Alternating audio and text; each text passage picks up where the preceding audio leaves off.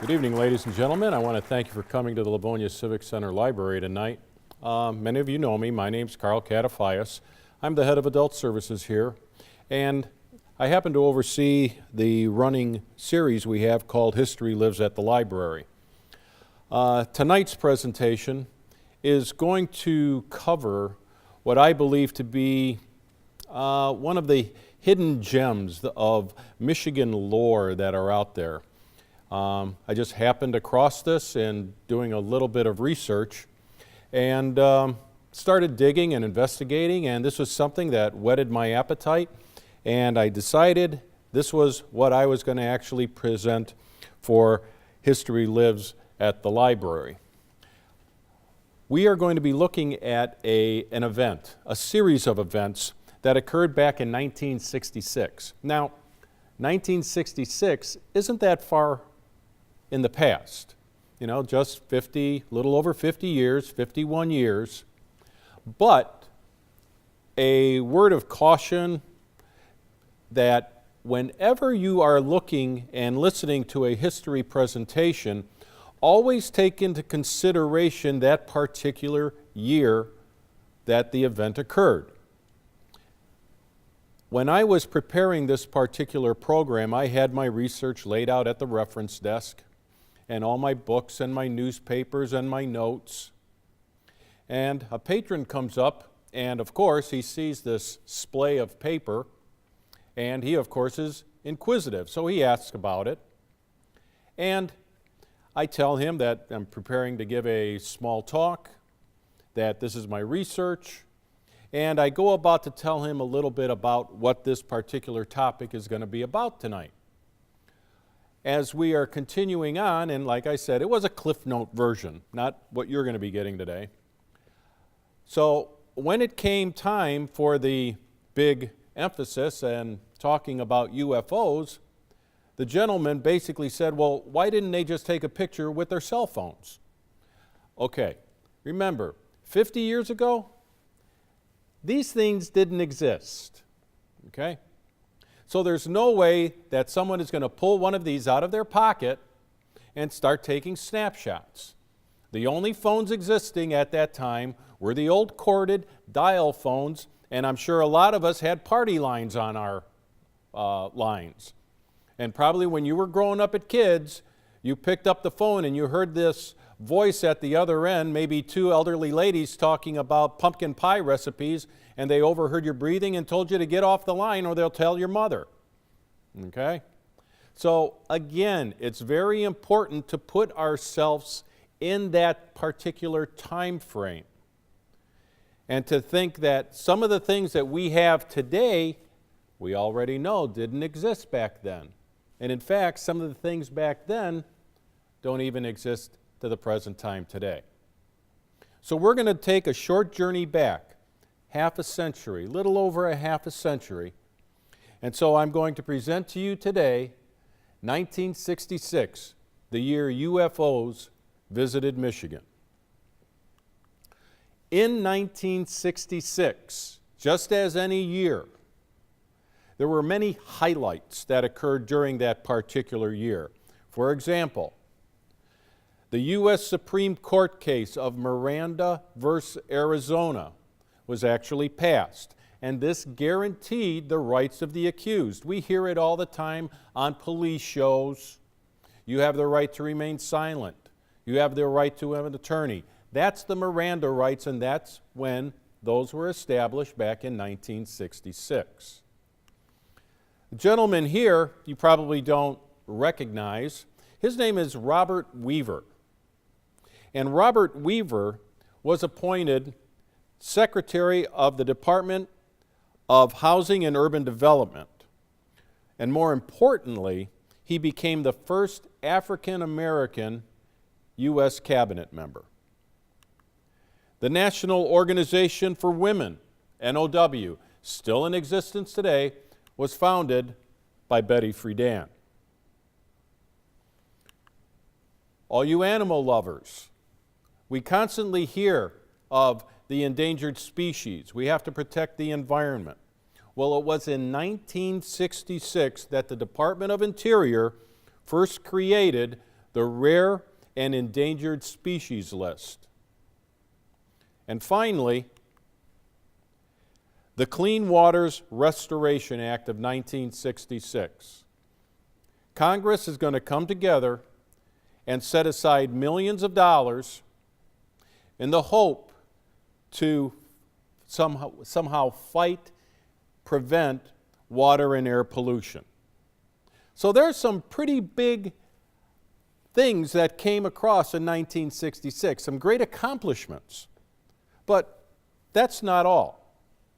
Entertainment was always center stage, just like it is now.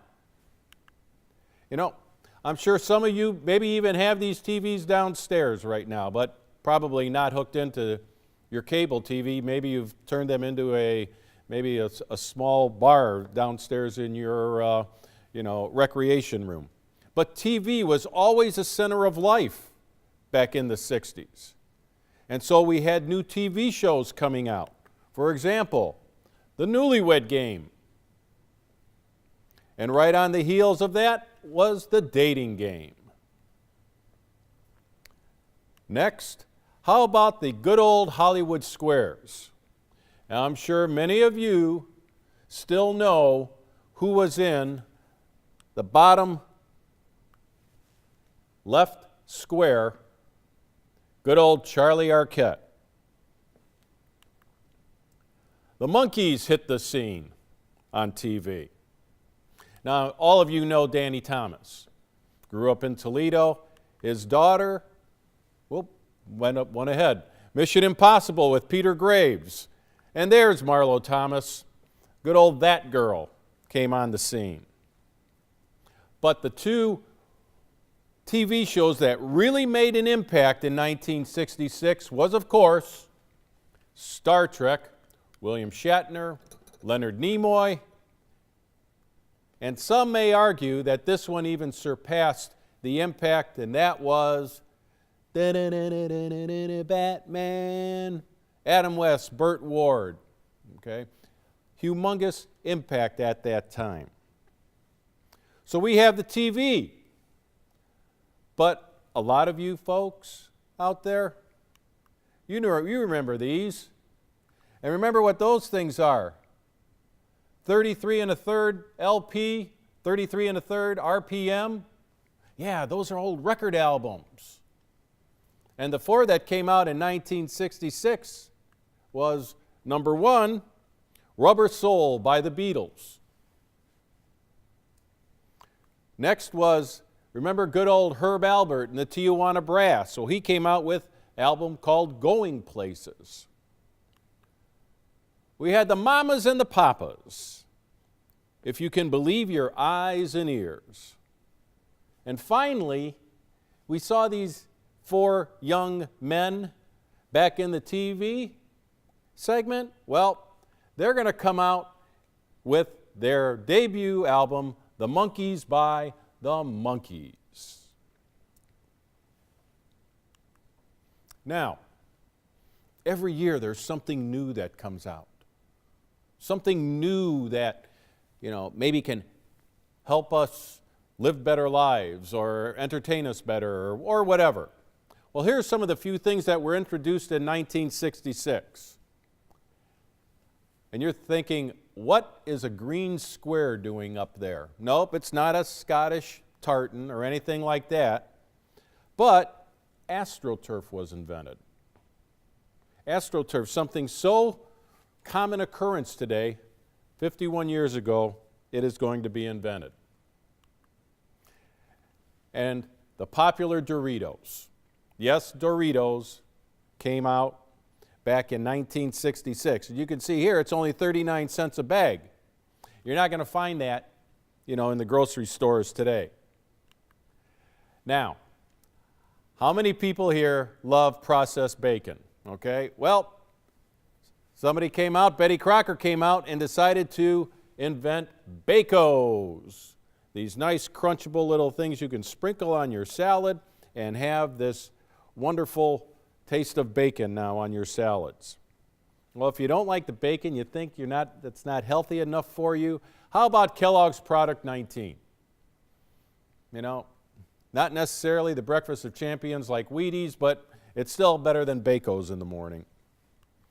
And you can even wash it down with some Taster's Choice instant coffee. Okay. Good old Fresca, the citrus-flavored drink. Okay. Quaker Instant Oatmeal came on the scene. The first Toyota Corolla. And finally, I know a lot of you still have this probably in your basement. Maybe you even pull it out on some of your family celebrations. And maybe you don't even want to say that you pull it out during family celebrations. But this family fun game called Twister. Maybe some of you can't do it now just because, well, you can't really hit the dots and stretch and all of this stuff. But almost everybody, everybody had Twister. Okay? So these were all the new things that came out. Every year there are new words. And at this time, here are the new words that came up in 1966. Abort, cable TV, flash cube. Remember those little square things you put on top of an Instamatic camera? You plop the film cartridge in, shoot 4 shots, boom, boom, boom, boom. The thing would automatically turn, hit the button, it would pop out, slap a new one in, and you'd go to town from there. Flash cubes. Take a look at, today, and the kids won't even know what you're talking about. Flower Children, Interface, Chip, Big Bang Theory. It's not the TV show, folks. It's something totally different. Okay? Commune, hippie, and third world. Each and every state actually had things going on within their borders as well. And Michigan is right there among them. Okay? The first, down in Monroe, Michigan, shores of Lake Erie, the Fermi 1 nuclear reactor. There was a book written called We Almost Lost Detroit. And the premise of that book is a partial meltdown of the nuclear reactor occurred at Fermi 1 and was very close to releasing radiation. Luckily, they were able to contain it. But again, this could have been a very, very large disaster just a few short miles away in Monroe County. In November of 1966, a Great Lakes freighter, steamship freighter by the name of the Daniel J. Morrell was heading into Lake Huron and went into a November storm. The boat twisted and turned and actually split in half. It took down almost all of her crew. There was one survivor of this particular steamship sinking, Dennis Hale. He recently died a few years back from Ashtabula, Ohio. Actually, he would go back to Ashtabula, live out the rest of his years there, and actually worked at the Historical Museum down in Ashtabula. Okay. The Beatles, we touched them with the record album. They actually came to Detroit in August of 1966 to perform at good old Olympia. Dr. Martin Luther King came to Detroit, and he spoke at Cobo Hall. The Kern's Department Store, one of the stalwarts of Detroit downtown shopping. Well, Kern's basically closed. It had to depart, had to get moved. Modern times had to raise it. And so in 1966, the last of the Kern's Department Store was razed to the ground. And for all you sports fans, Notre Dame versus Michigan State. Number 1, versus number 2 in the nation, play to a 10-all tie, and it's still considered one of the greatest games in collegiate football history. Okay. At that time, 50 years ago, it was very easy for us to go out into our backyards. It was very easy to go to the park. And when we looked up, we saw this spectacle of stars. You know, when we try to do that today, because of all the light pollution, how much of that is diminished? You know, I can remember going to Lake Michigan, and my wife, our 2 sons, and I and a few other friends were invited to this cottage. And we went out and had our s'mores and stuff like that. But then we actually walked to the beach and got away from the fire and the lights and looked up. And what we saw, we were just totally blown away at the amount of stars that you're able to see. So this allure of space was always there. For some reason, that drew man. And so there was quite a bit of news from the space world. Number 1, Russia. We all know Russia put Sputnik up and beat us into the satellite race. Well, they were actually the first ones to have a soft moon landing. They beat us with their Luna 9 spacecraft. But that didn't deter the United States, because very soon we dropped Surveyor onto the moon to begin its scientific processes. Here, this is the first time in 1966 where we have 2 spacecraft are actually going to dock in space. This being the Gemini spacecraft, that being the Agena spacecraft. Michael Collins, his partner, John Young, they are actually going to fly one of the Gemini missions and dock with the Agena spacecraft. They will then both go out and conduct a dual spacewalk at a time with a record of 474 miles above the Earth's surface.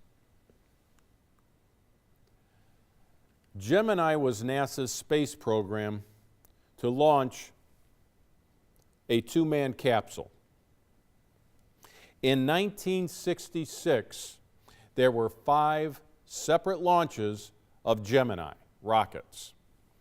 Gemini 8, 9, 10, 11, and 12. All of them launched, all of them successfully retrieved. Launched, a little bit between 2 and 3 months at a pop, and they're all succeeding.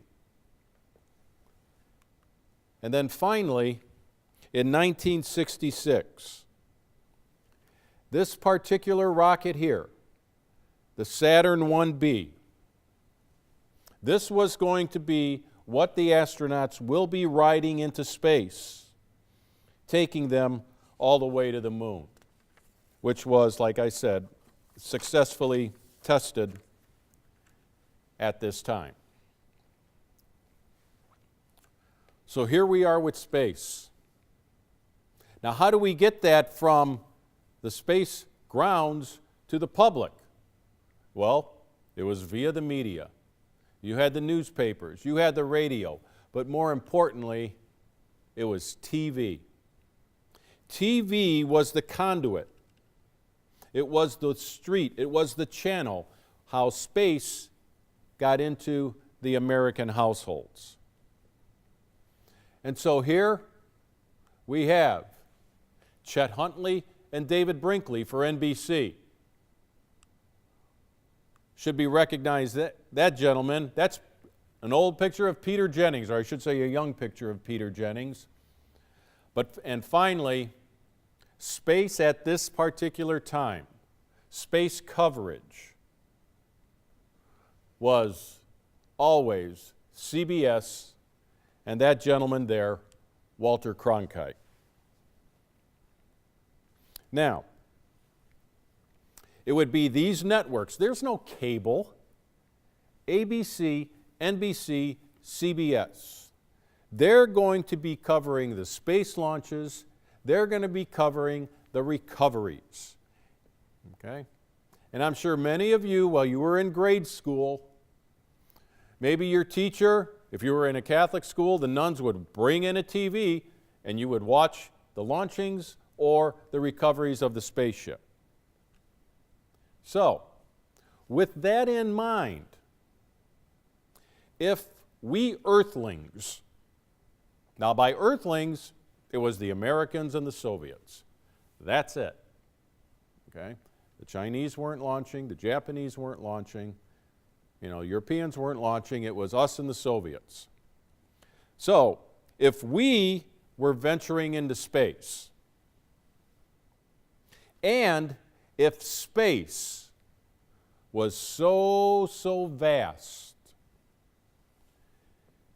can we make the presumption that if other worlds could exist somewhere out there, would they in fact be venturing into space as well? Okay? And if they do venture into space, and if they do happen to come by planet Earth, then they will be probably in a UFO. Okay? UFO. It's a common term today. We know that. But remember, we have to go back those 50 years. So UFO was an acronym for Unidentified Flying Object. And that's basically an object in the sky that cannot be explained by any scientific theory. Okay? Now, according to the Oxford English Dictionary, the term actually went back to the 1950s.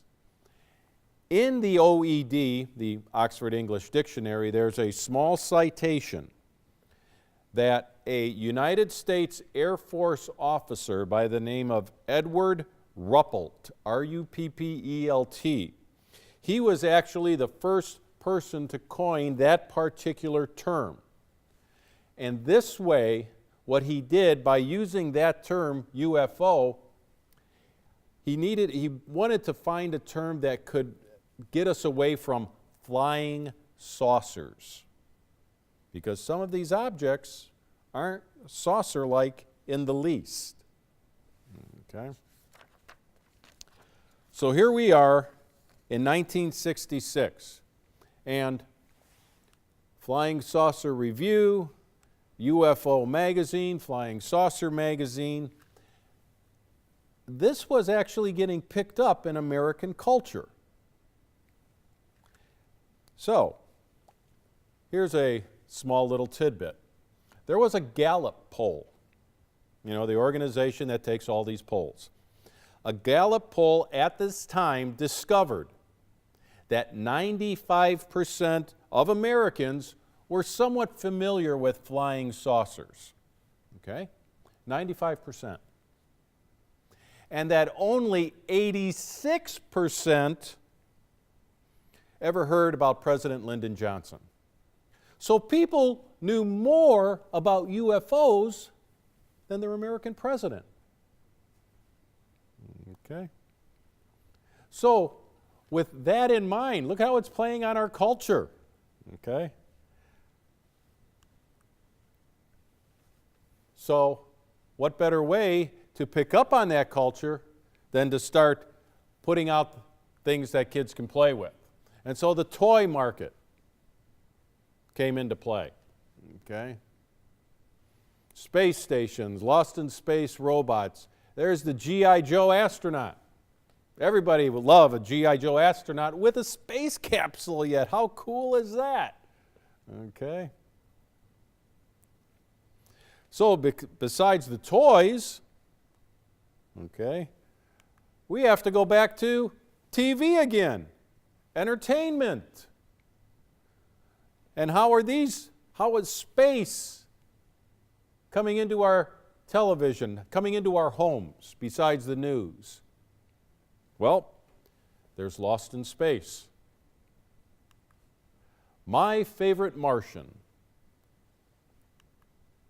Jetsons. Dun, dun, dun. No, that's Flintstone. Sorry. Don't know the Jetson theme. Forget it. Okay. Outer Limits. And then finally, Star Trek. So all of these were bringing space. And we were being entertained by space. You know, 1966 was a very big year for UFOs. And in fact, CBS is actually going to create a documentary. This documentary, CBS News, UFO, Friend, Foe, or Fantasy, you can actually watch the entire documentary on YouTube. And it's a fascinating documentary. But again, remember to put yourself back at that time period. Okay? We can't watch it with what we know in 2017, but we have to go and see what it was like back in 1966. CBS, of course, it's going to be hosted by Walter Cronkite. Who else would host it? But here's where a tie-in comes in with our topic tonight. Because as you watch this documentary, it is going to mention the Dexter sightings. You will see Frank Manor being interviewed. You will hear of the Hillsdale incident. And you will also meet Dr. J Allen Hynek. Okay? Books, magazines, another way to bring space into our lives. And 3 books became bestsellers at this part in 1966 regarding the UFOs. Flying Saucers, Serious Business by Frank Edwards. Incident at Exeter by John G. Fuller. And then Anatomy of a Phenomenon by Jacques Vallée. Okay. Now these are quite old, but if you're interested in them, we can try to see if we have them at the library, see if our library cooperative has it, or we could possibly even get it through a Melcat request if you're interested in that particular book. But the magazines, and we're talking major magazines here.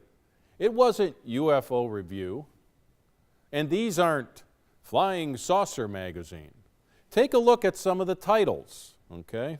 There's Saturday Evening Post. As they mention, are flying saucers real? Okay? That came out in December 17th, 1966.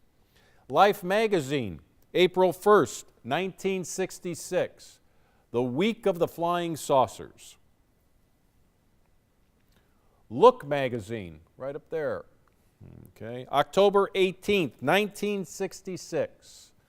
Argosy magazine, December 1966. And finally, Popular Science, January 1966. Each and every one of these mentioning something about UFOs. Are they real? And we're not just talking in the U.S.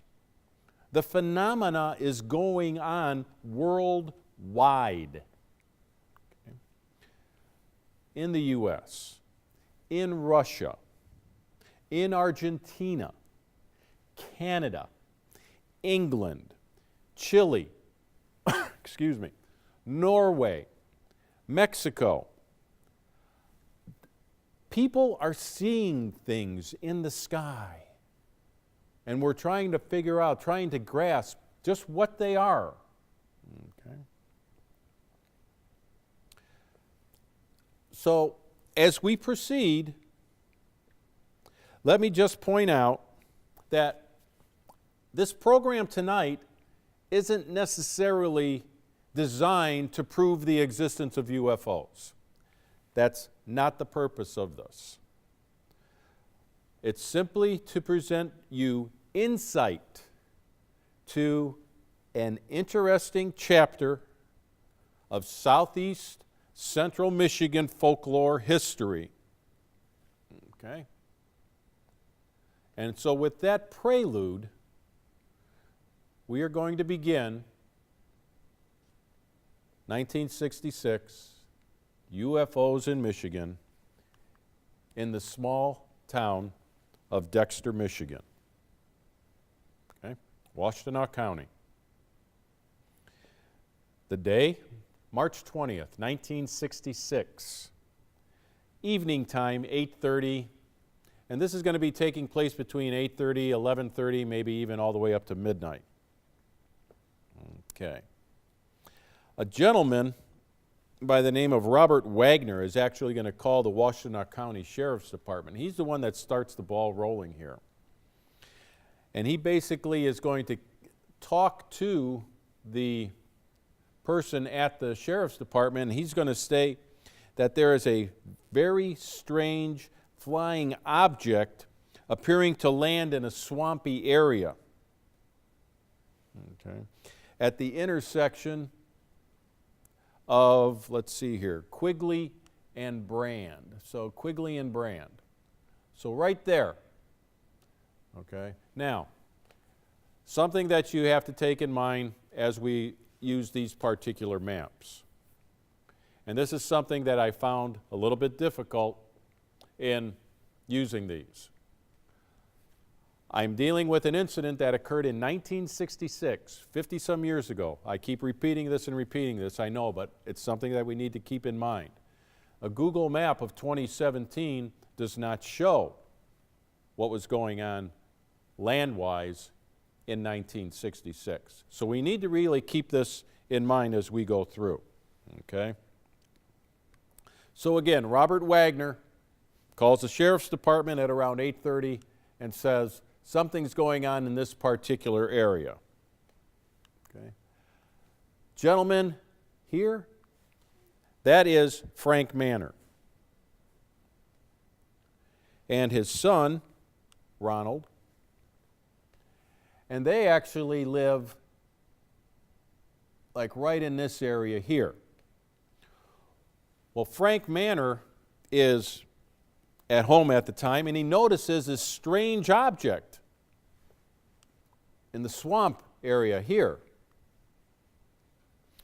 And he's going to make a statement that it was on the ground, and it went up about 500 feet, and it came down, and it made all this noise. And according to him, it appeared to be having some difficulty getting up off the ground. Okay. He observed some lights. The lights would change from blue and green to this brilliant red and yellow. Okay. So, along with his son, he decides they're both going to go and investigate. Now, this guy was a hunter. He was a farmer. They knew the land. But Frank also knew that, well, you know something, just in case I'm going to take my kid with me. And so they went out and entered the woods. So as they went out into the woods, Frank's wife is now going to come and describe or contact the Washtenaw Sheriff's Department. Okay. Oops, no, don't tell me it. No, okay. So, what we have, the description of the object. This is what they saw. The object was brownish in color, oval-like.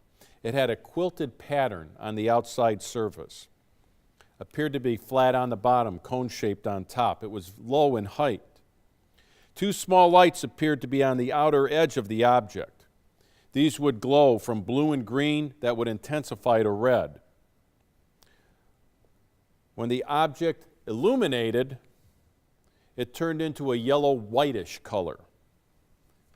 Okay? And that the body appeared to be rough in texture. He also mentioned that we then heard a sound like a whistle, like a bullet ricocheting.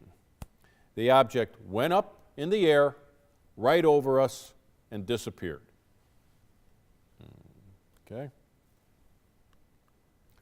Well, remember, we just called the sheriff's department. And the sheriff's deputies, Stanley McFadden and Dan Fitzpatrick, are actually going to come and participate in this investigation. So what they are going to end up doing is, as they're proceeding this way, at around this area, when they were on North Territorial Road in Mass, somewhere in here, that's the intersection that they mentioned, they stated that they saw something of a brilliant white or red light. Okay? So, we have them moving down North Territorial. As they're moving down, they will state, suddenly a strange lighted object appeared overhead. They turned on their spotlight and aimed it at the object. This is a quote. From what we could see, the object was as large as a small house. It was kind of pushed down flat. It had red-green lights on it, and its movements, which could not possibly be made by any aircraft I've ever heard of. And they watched it disappear. Okay.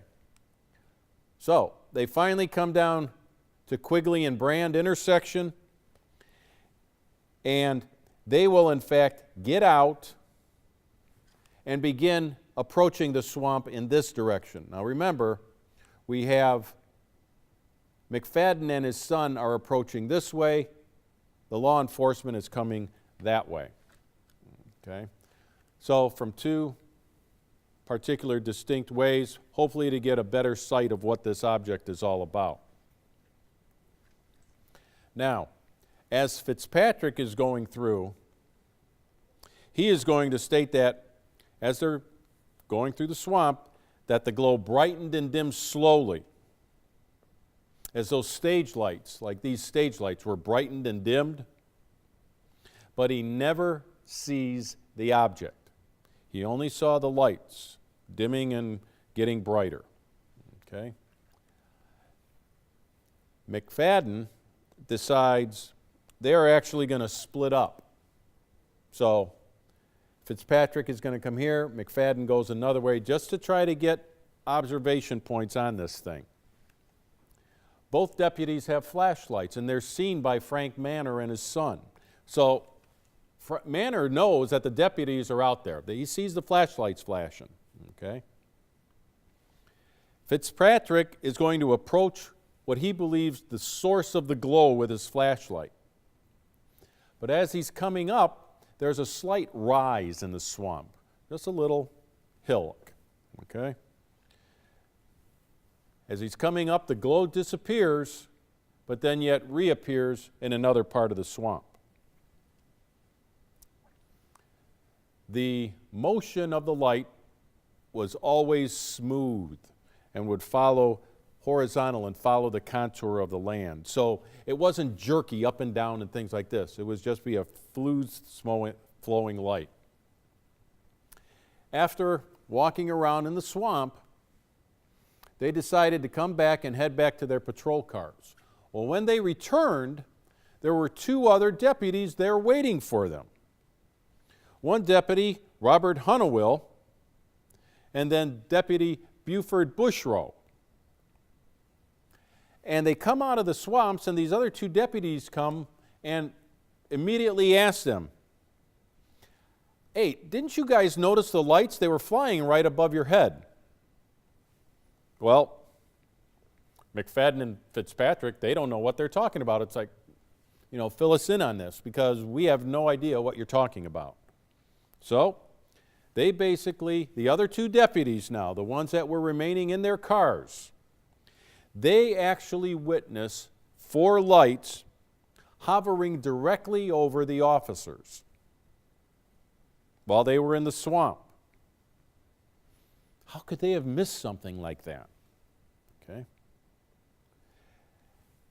Hunnewell is actually going to state that one of the lights came directly toward the patrol car, and motor was off. So as this object went over the patrol car, there was no sound whatsoever. Okay? He actually is going to mention before that the objects are going to fly in a formation where you had two above the other two. Okay? One set high, one set lower. He's going to state later on in a newspaper article, if there is actually some type of flying object now making periodic visits, this theory of one coming down for a brief moment and the others hovering around over the area for protection seems pretty logical to me. Right now, we're not discounting anything. And in fact, that was actually put out by the sheriff of Washtenaw County, Doug Harvey. Now, here's where it takes an unfortunate turn. If you happen to go and watch the CBS documentary, as I mentioned before, Frank Manor will be there. Frank Manor, his kids, his family, his property. He is going to report to the sheriff, and he makes this statement to CBS that vandals are breaking the windshields of his car, they're tossing bottles onto the porch, they're ridiculing and chiding the entire family, the kids in school, his wife while she's shopping, the whole bit. Being awakened by late night phone calls. People just haphazardly show up and start walking across their property. And in fact, he is going to state emphatically in the documentary for CBS that had he known that this would have occurred and he and his family would have been subjected to this, he would have just kept his mouth shut. And the Dexter incident probably wouldn't have gone any further. Okay. On the following day, Sheriff Harvey is going to come back to the property, and again, we're talking in this area. Washtenaw County Civil Defense Director Gerald Miller, about a half a dozen deputies, are going to revisit that particular area. Frank Manor is going to be there as well, and he's going to show them how he went into the forest and how he went into the swamp to try to find this thing. One of the officers is going to bring a Geiger counter. Good idea. But as he was sweeping the area, there was no trace of radioactivity ever found. Sheriff Harvey is going to state there is absolutely no physical evidence of an object landing.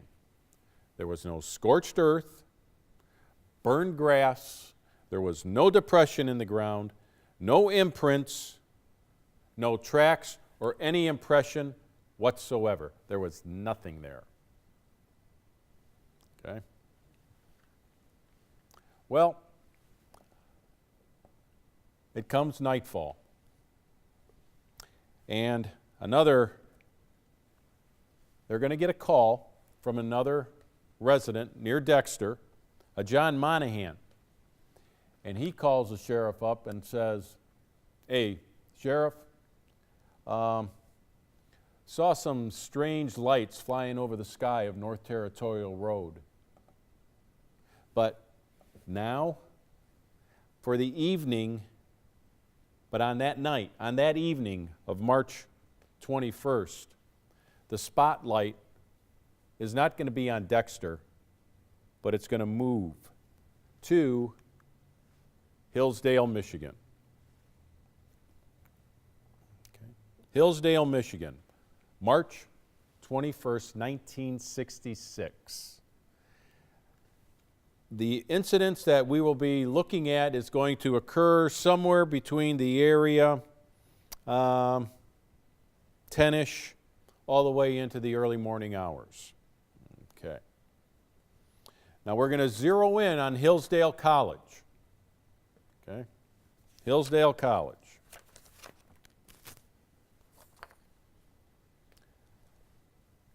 We're going to start with one of the co-eds, and her name was Barbara Cohn, commonly referred to as Gidget.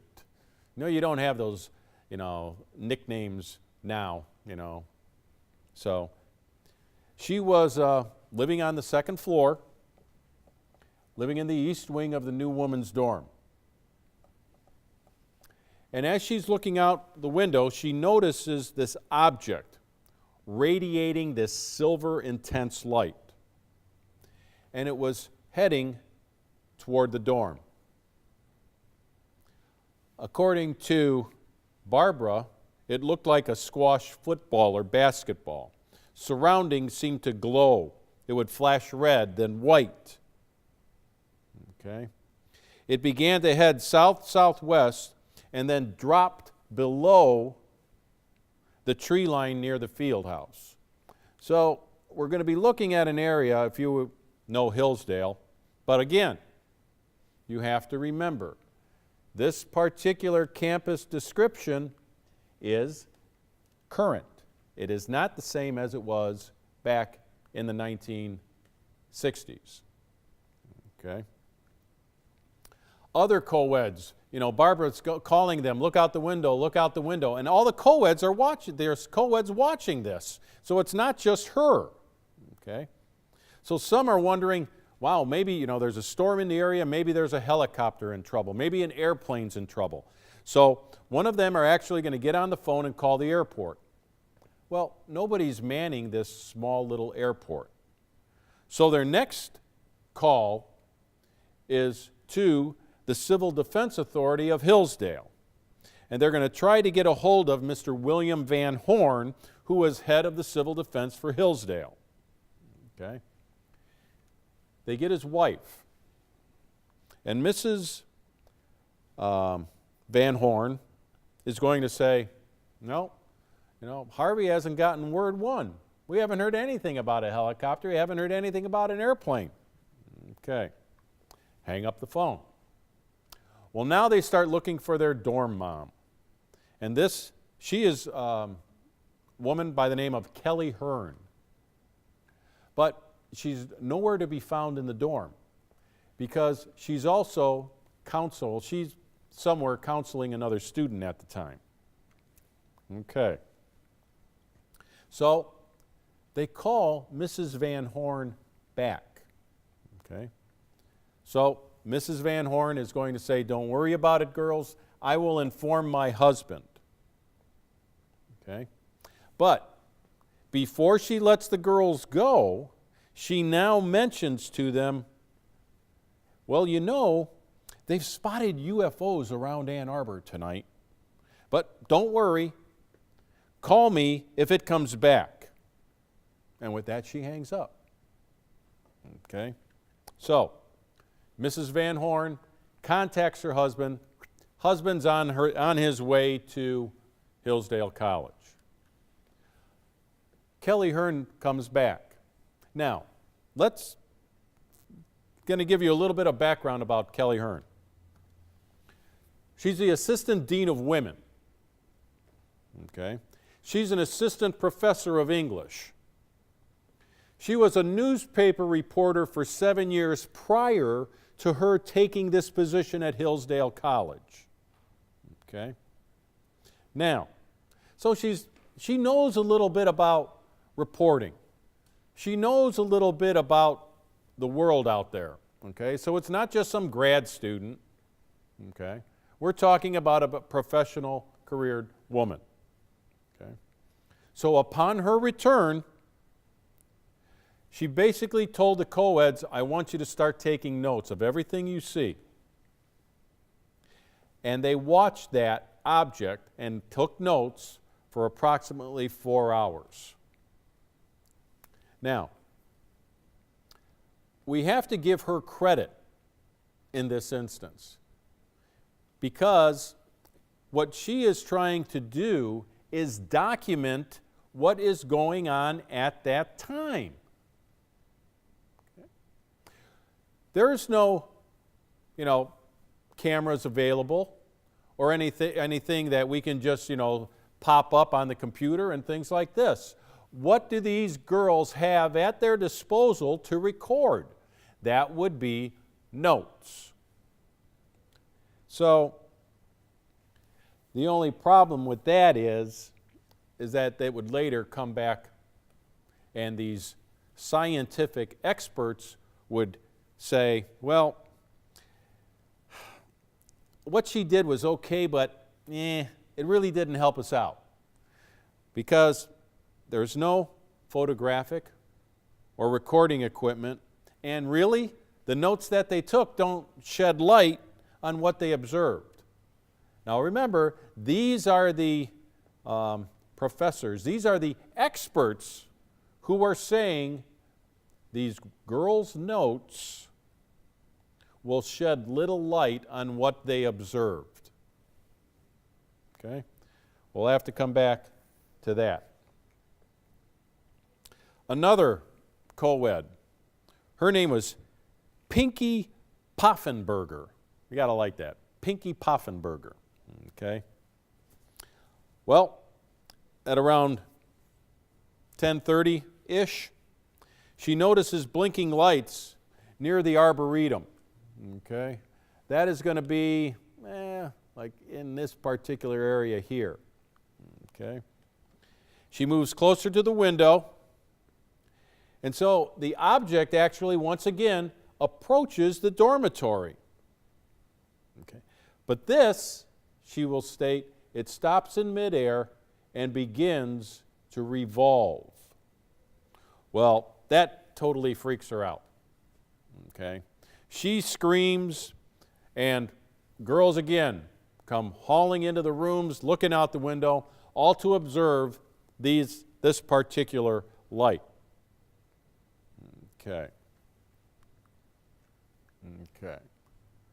So there's the Arboretum here. And so the girls' dorm would have been here. Okay. Now, there was another co-ed, and she was a studious co-ed, Sarah Robichek. At first, she had to get this paper typed. She had to get this paper typed, and she couldn't be bothered with this, so she's banging away at the typewriter, okay? Well, her roommate, though, who was Joe Wilson, was watching these lights. Well, she finally convinced Sarah, hey, come on, check these things out, check these things out. Well, Sarah finally, okay, I'll go and take a look at that. Well, as they make their way to the window and she's looking over here, she notices this object. And it had this yellowish white glow to it. It was almost like what she considered floodlights on a house. Okay? She didn't really know what it was. She noticed it and basically turned back and went to typing. Well, curiosity, okay? Now it was in her head. So she had to stop typing again. She went back to the window. And now they thought this light to be pulsating. Okay?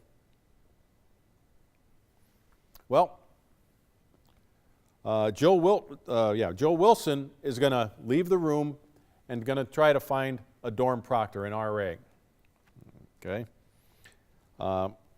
She returns with Barbara Cole. They all went to the window.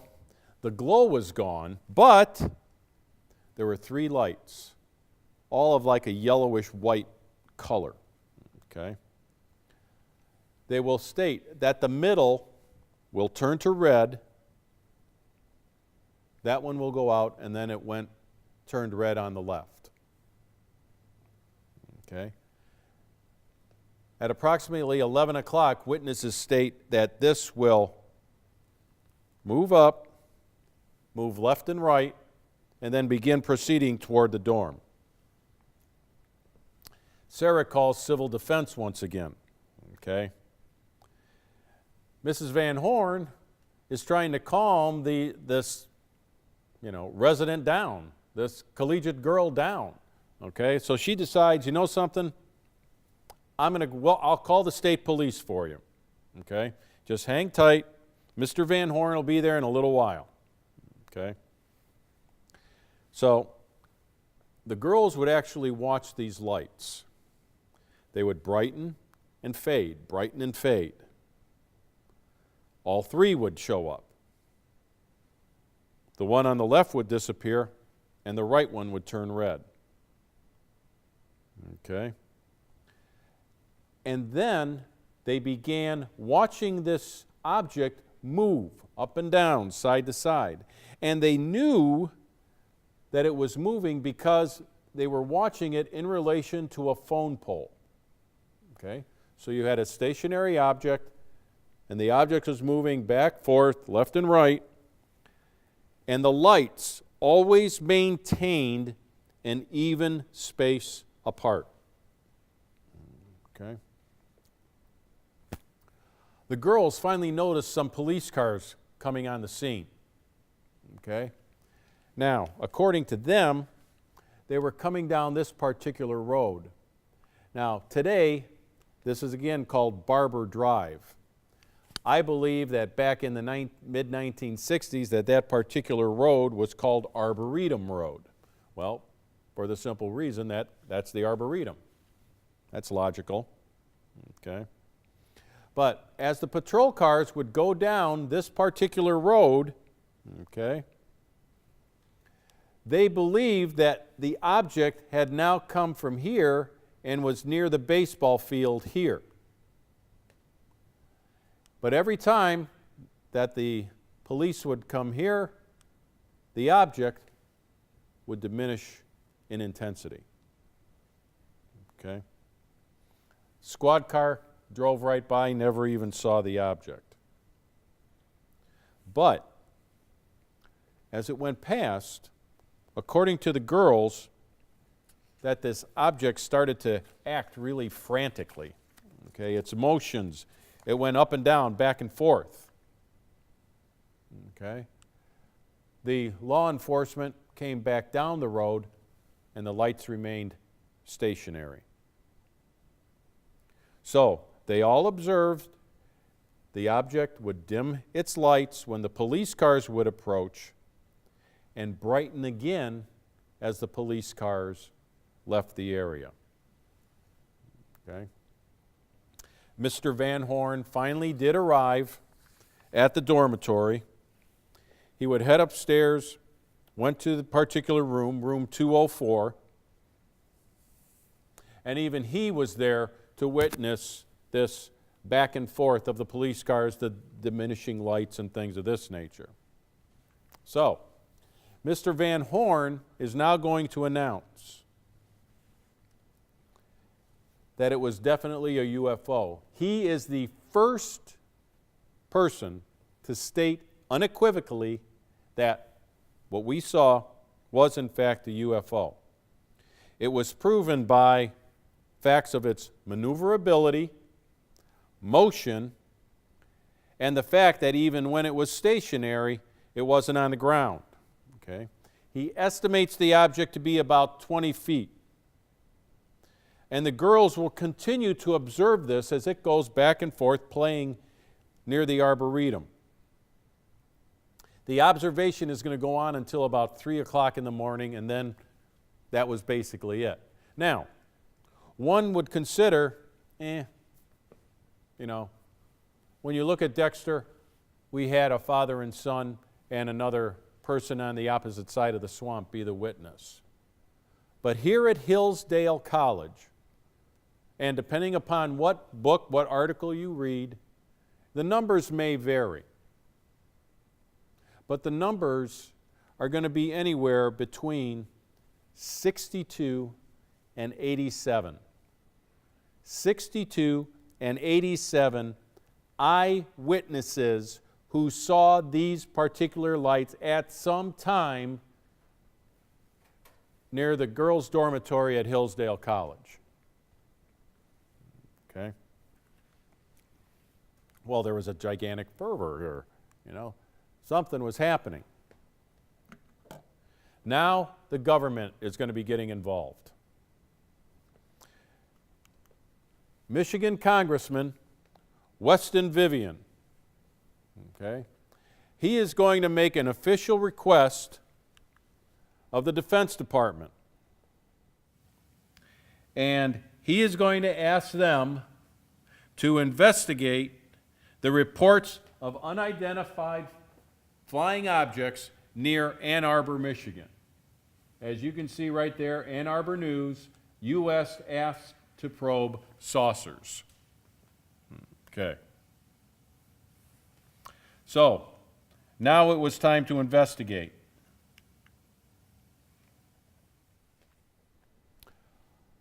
The Defense Department here,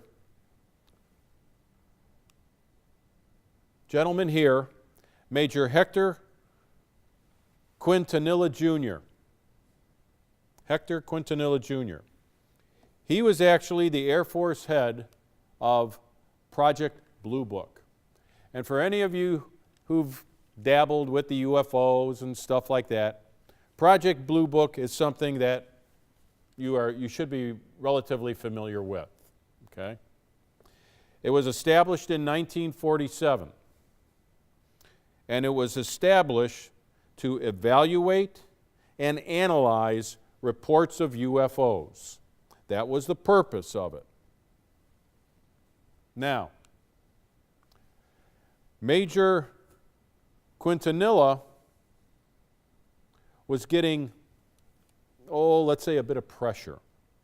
And he needed this resolved quickly because, according to him, he was seeking a quick resolution to this because, quote, the brass, meaning the Pentagon, is having a fit.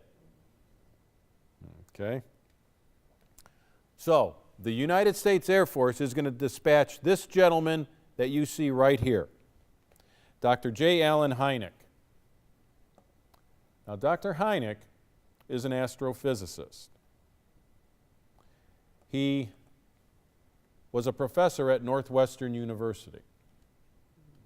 Okay?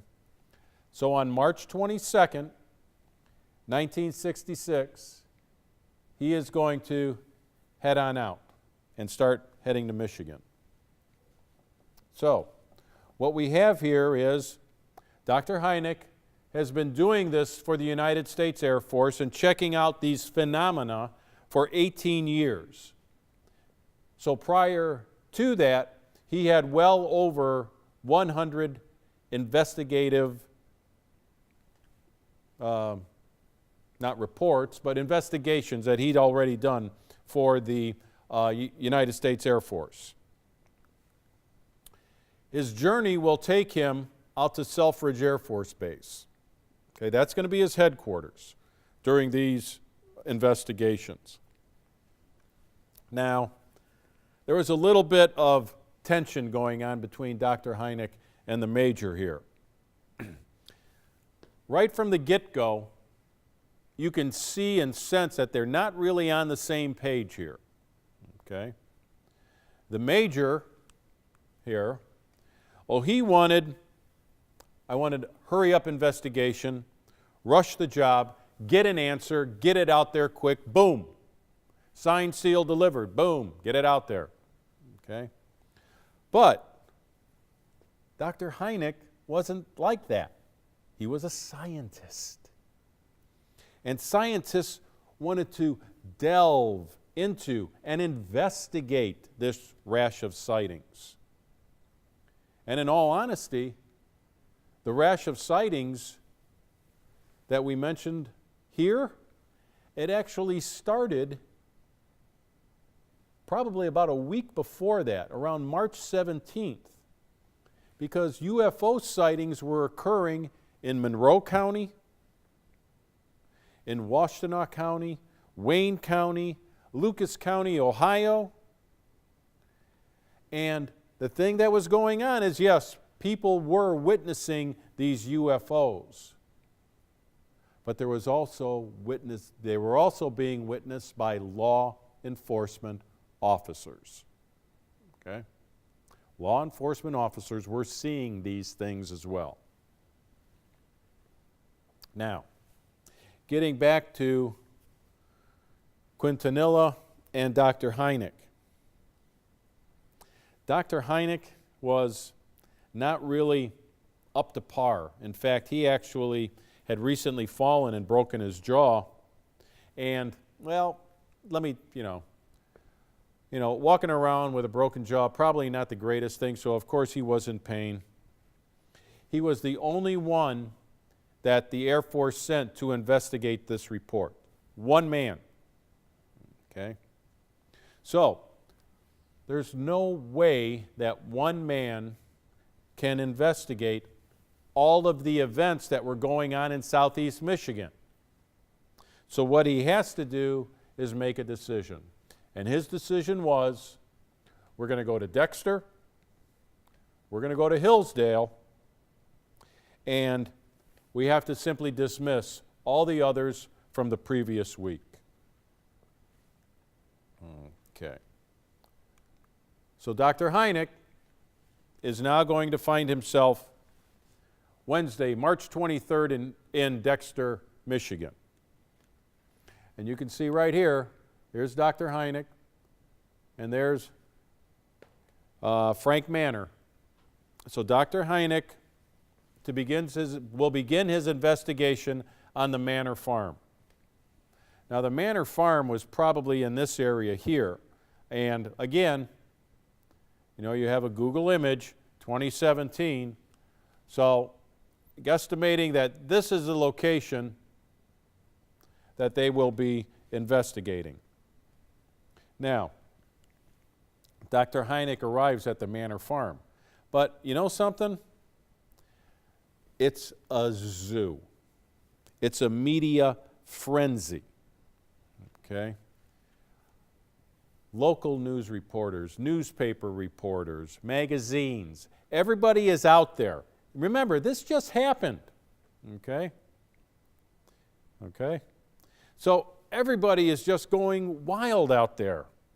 And so when Dr. Hynek arrives on the scene, he actually has to fight his way through the crowd to begin interviewing his witnesses. Now, local law enforcement, they're there to assist, but if you recall, all of the deputies, Hunnewell, Bushrow, McFadden, they were witnesses as well. And so the newspaper guys and the TV guys and all these, they're on camera. They're getting quoted in the newspaper. Okay? They're not doing crowd control. They're part of this investigation.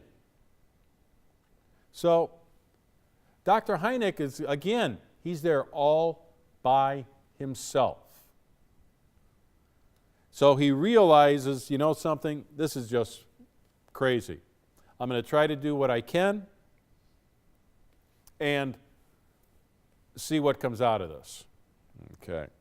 So he finally corrals Frank Manor and his son, and finally is able to set them aside and sit down and, okay, Mr. Manor, tell me about this.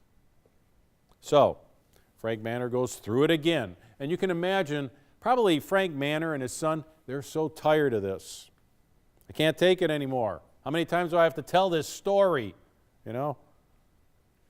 So, in encapsulation maybe, Frank Manor and his son watch the glow behind the trees in the swamp. When the deputies arrived, they were already making their way into the swamp. The deputies would enter from a different way. Okay. Manor will take Hynek on the path that they took into the swamp. Okay. As time goes by, continual conversations,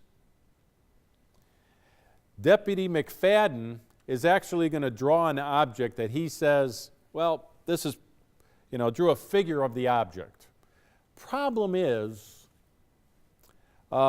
he stated that he didn't see it. So, right there you can see, there's going to be a problem here. Where are we getting this information from? And this is coming from a deputy. Okay. Dr. Hynek is told about the 4 lights above the officers, that they did not see these 4 lights above them when they came out of the swamp, and that as the lights passed the patrol car, there was no sound whatsoever, and the lights were gone. So that's how he spent Wednesday, March 23rd. Okay. On Thursday, March 24th, we find Dr. Hynek heading to Hillsdale. However, something is going to happen that he doesn't know about. Okay? Prior to arriving in Hillsdale, Major Quintanilla announces at a press conference that, well, you know something, the investigation's really beginning to take shape. And we hope to have a reasonable explanation sometime tomorrow. Whoa, time out. Okay, the major is saying, we're going to have this major conference Friday the 25th. Hynek hasn't even gotten to Hillsdale yet. And what is going on? In fact, later, Dr. Hynek will find out about this, and he will later be quoted to say, it did me no good to protest. To say that as yet I had no real idea what had caused the reported sightings in the swamp. I was to have a press conference, ready or not. So you could see the major sort of blindsided Dr. Hynek here. So Dr. Hynek, so again, investigation is beginning to shape up. We hope to have a reasonable explanation sometime tomorrow. And then Dr. Hynek stating, it did me no good to protest. Okay. So Dr. Hynek's first interview is going to be with Mr. Van Horn, okay, the head of the Civil Defense Department. Okay. So he is going to talk to Mr. Van Horn for quite some time to get his insight and things of this nature. Okay. After talking with him for an extended period of time, he and Hynek are actually going to proceed to the dormitory and begin to talk to the girls. Now remember, how many co-eds were witness to this? 82, 87, 60. Well, the first thing he is going to do is meaning Dr. Hynek and Van Horn, go to the dormitory, and Mrs. Hearn is going to take them to the room, one of the rooms where the lights were seen. He is going to talk to Mary Jo Wilson and Sarah Robichek.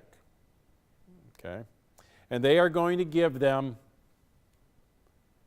him their explanation of these particular lights. Okay? We observed a fairly bright light, red light and 2 yellow lights. They were close to the ground. They were close to the marsh, but they never reported seeing a tangible object. And it's at this time Mr. Van Horn says something, just says it out there. And he stated that, well, his first impression, he thought, well, they could be marsh lights or fox lights. Okay? Uh-oh. Keep that in mind. Keep that term in mind, because that's going to come into play in a very short amount of time. Okay? The lights ascending and descending 4 times between 11:30 and 1:45 p.m. or a.m., I'm sorry. 11:30 p.m., 1:45 a.m. Okay? So he's just collecting notes. Boom, boom, boom. Okay.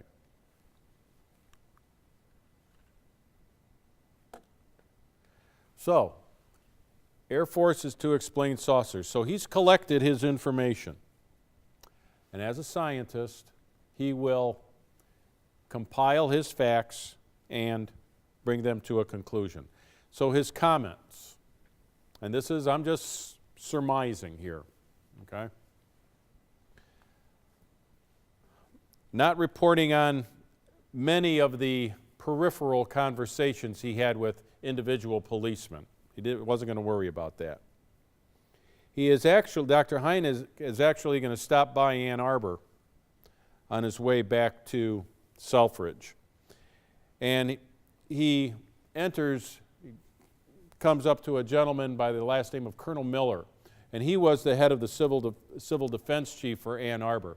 They have a long talk, and in conclusion, Colonel Miller states that, you know something, these lights, didn't take any stock in what was going around down there.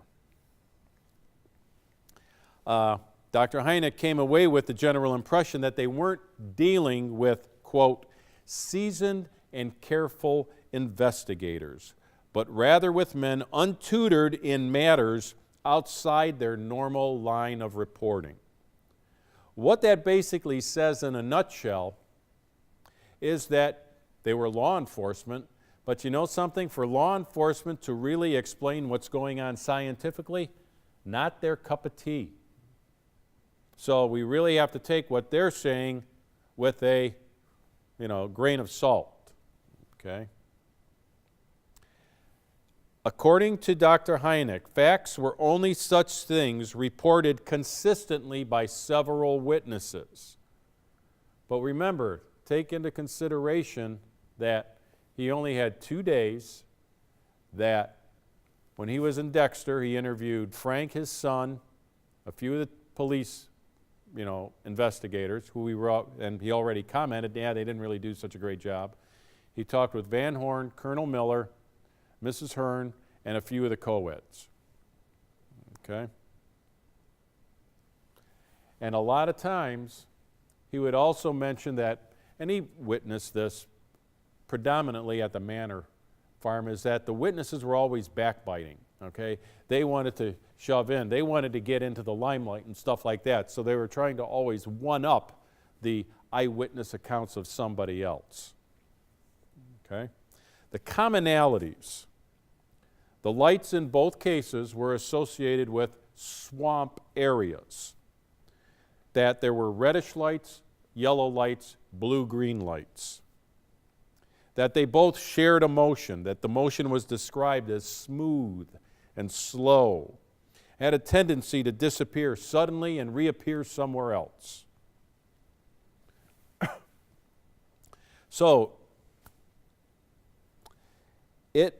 in conclusion, he came with, since interest and excitement generated in these cases was mounting to fever pitch, it seemed expedient, heck, mandatory, to hold a press conference and make a progress report. Okay? Before doing that, again, he meets with 11 professors, friends of his from U of M. They sit down and talk. They talk about this, what's going on. Okay? The professors all prefer to remain anonymous. He obtained information on this phenomena called marsh gas, willow of the wisp, ingus fatus, fox lights, and lights generally associated with them. Okay. So you can see where this is going already. He's collecting this information. We now go to the press conference on Friday, May 25th, at the Detroit Press Club. It was the most highly attended press conference at the Detroit Press Club since that time. It was packed to the max. And what he said, this was his conclusion. It appears to me that many of the conditions for the appearance of swamp lights were satisfied at both Dexter and Hillsdale. I can't state with any certainty that this is the correct solution to the problem, merely that it is the most likely cause. I would, of course, appreciate learning of other possible natural causes should they be forthcoming. We can, I believe, completely eliminate any solution based on aircraft, balloons, birds, meteors, stars, etc., because they simply do not fit the consistent data reported to me. End of quote. Now, it's very important for you to take a look at that statement. Yes, he did make the statement of the swamp gas. However, what's constantly looked over was what I have put in bold letters. That's stating, I cannot state with any certainty that this is the correct solution to the problem. For some reason, nobody heard that. It was whitewashed. All that they heard was swamp gas. So the reason for his hypotheses were,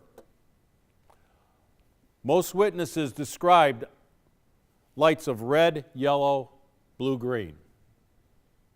Only 2 witnesses, Manor and his son, described an object, and that being 500 yards away. The location of each instance was over a swamp. The sightings in a marsh area is significant because location of glow is pinpointed. It's in the swamp. Okay? Lights resemble tiny flames, sometimes seen right on the ground or floating above it. There was no heat felt, and the sights do not burn, char, or singe the ground. There was nothing like that. We stated that before when he was in Dexter, when they went to investigate it with the Geiger counter. There was nothing on the ground. Generally, no smell, no sound. Okay, that's true. That's been verified. The disappearance of the glow whenever lights approach indicates the glow seemed bright only to darkness-adapted eyes. Okay? And then finally,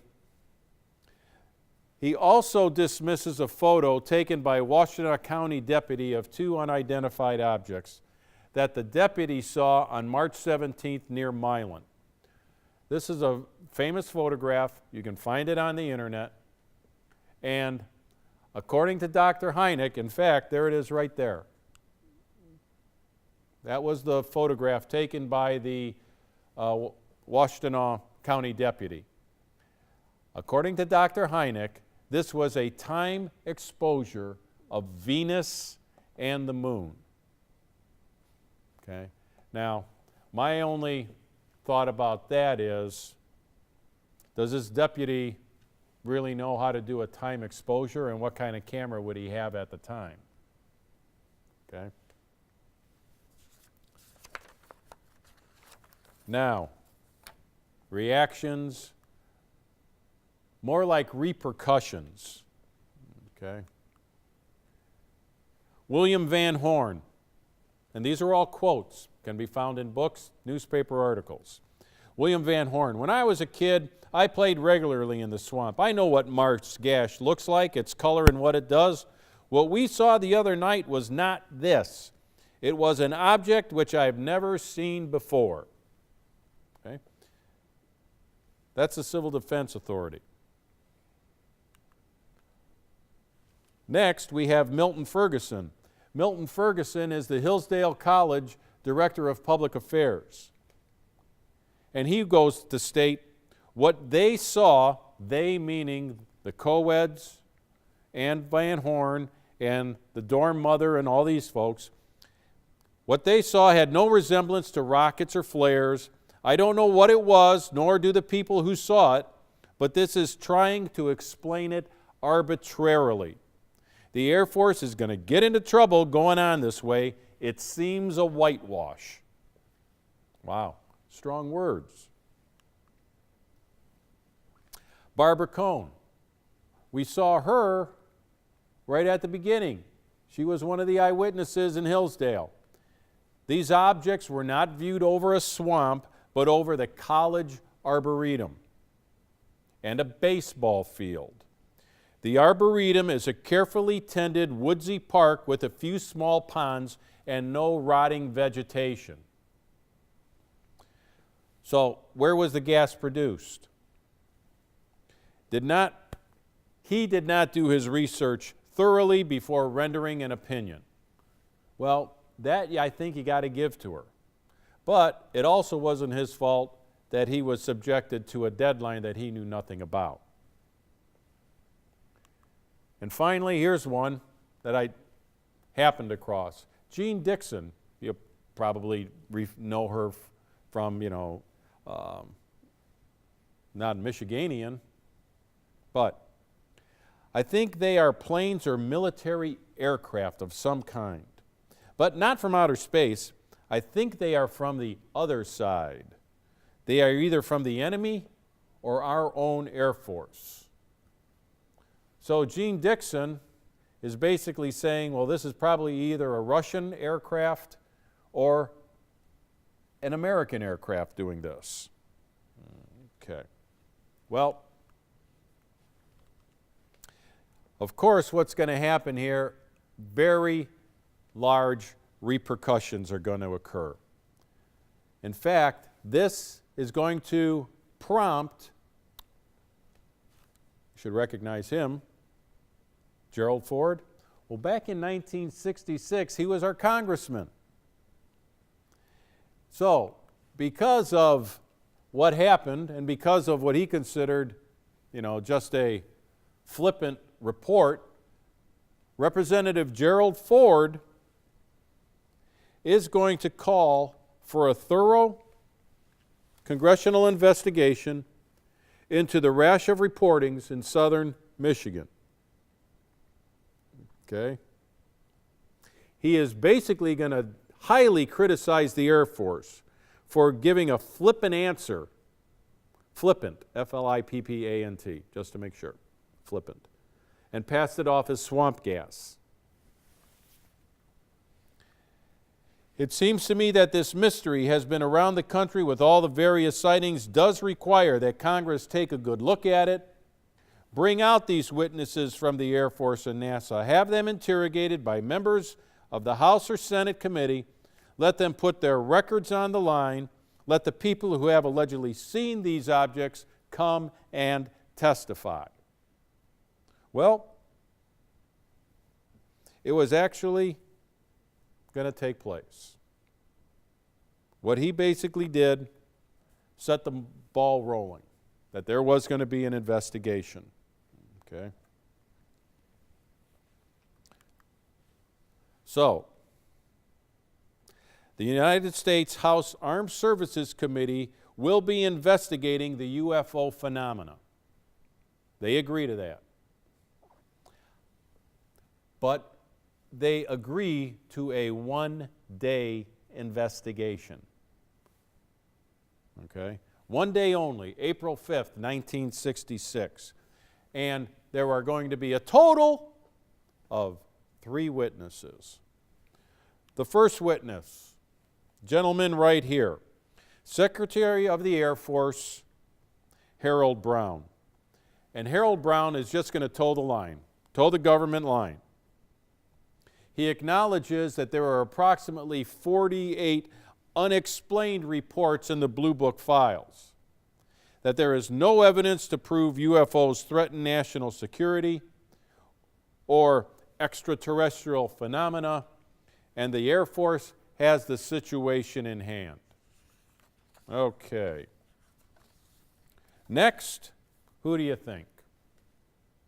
Well, it's got to be the Major Quintanilla. And in all honesty, summing up his testimony, he provides nothing, no tangible evidence. He's very deceptive at times in his answers. Okay? So, doesn't really do anything for it. And finally, Dr. Hynek. Okay? Dr. Hynek is probably going to take the stand and say probably the best summary that he could have possibly imagined. And this is a quote. "The press has described me as a puppet of the Air Force and has stated that I say only what the Air Force tells me to say. The kind of activity in Michigan is not unusual.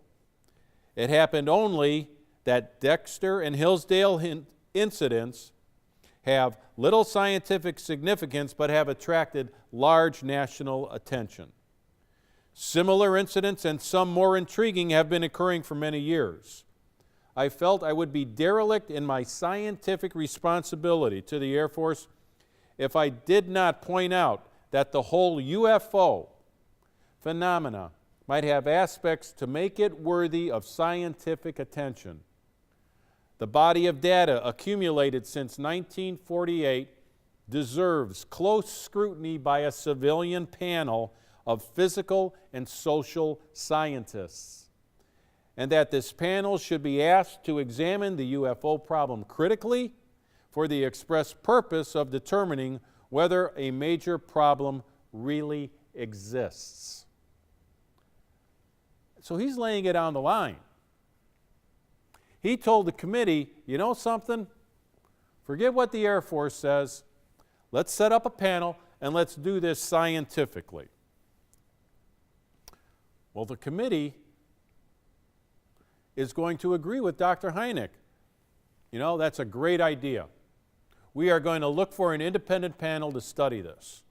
And so the government and the Air Force decides what better way to find this investigation panel than to start hitting the colleges and universities. But for some reason, colleges and universities are turning them down. They want no part of this whatsoever. I wonder why that is. Well, finally, in October of 1966, the University of Colorado agrees they will be willing to conduct the study. Well, a gentleman by the name of Edward Condon, he's a physicist at the University of Colorado. And the Condon Committee will launch their investigation into the study of these particular UFOs. The problem was that Professor Condon was very skeptical of the UFOs. And so it didn't surprise anyone that when his committee came to their final conclusion that the UFO project is simply, it's a foregone conclusion. It was going to be in the negative. Okay? Don't expect anything. It was just, nope, that's it.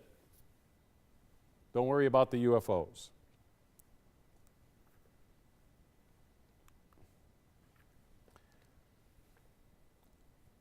Back in 1954, gentlemen here, 1954.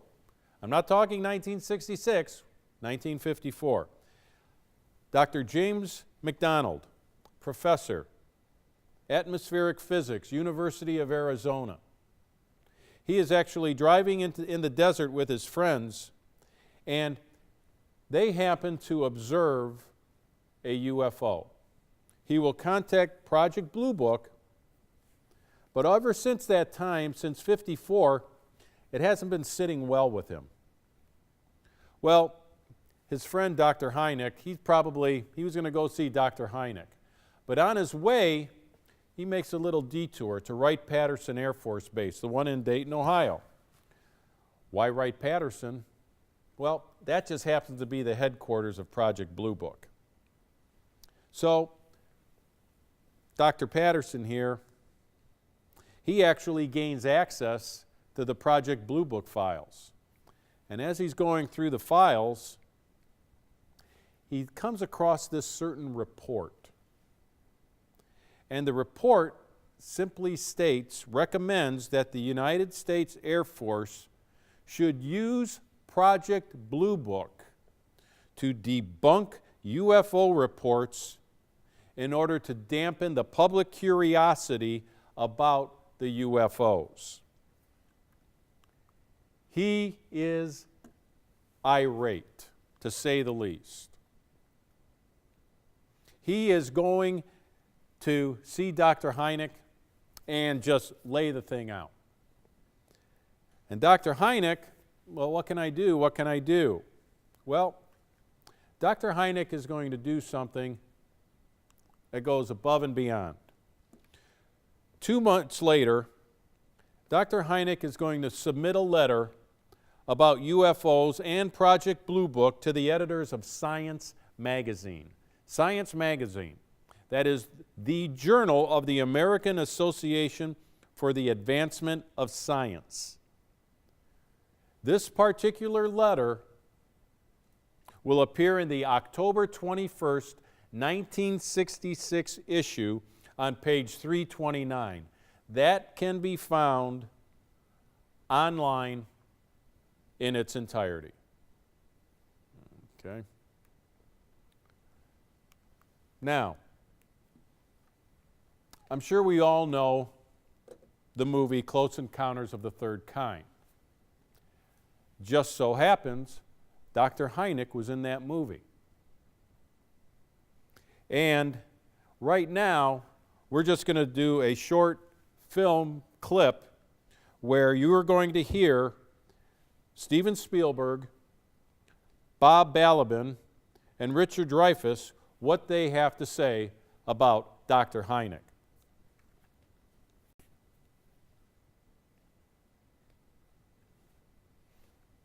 Okay.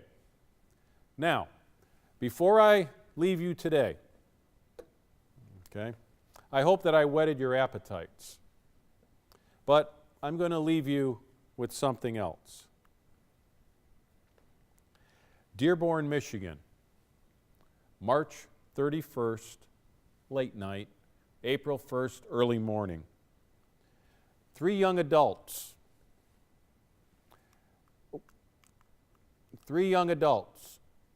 heading down Monroe Street in Dearborn. And somewhere between Carlisle and Outer Drive, is here, they're going to notice something.